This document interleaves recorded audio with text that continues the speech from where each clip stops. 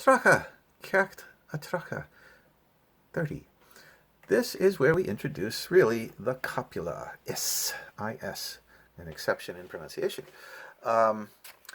Copula is used for identification and classification sentences. You don't use ta when you're identifying or classifying as a general rule. There are ways of doing it, but for now, that's the rule. So if you want to say you are something, is scolarme. You put the person or the pronoun at the end. Is scolarme. Is munchurtu. Is doctor e. Is banaltre e.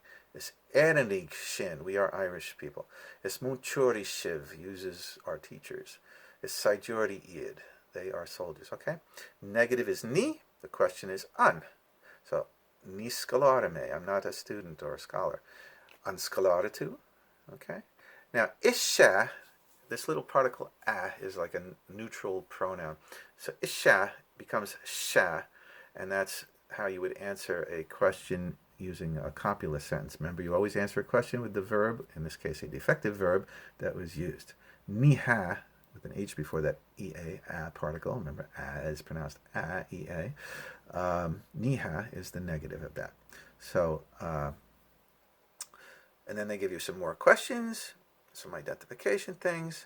And then at the bottom of the first page of this lesson, they give you the pronouns in the emphatic form. Meaning, in English, you would just stress the word, but in Irish, there's actually an emphatic ending. So me becomes misha. So is misha Seamus. That's another copula sentence identifying me. Tussa, ke tussa. Who are you? Eshin, he, a becomes eshin. Isha, e becomes isha. Shin becomes shinna. Shiv becomes shivsha. Id becomes idsan. Okay, and those are the emphatic endings for the pronouns. And in the previous chapter, we had this fronting of the adjective using the copula. Is bra an law e.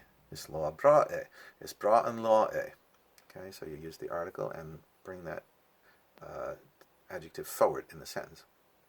And they give you a bunch of samples of that. They give you a bunch of adjectives to practice and learn. They give you some nouns as well. You just have to study those lists and get used to those sentence structures in this chapter.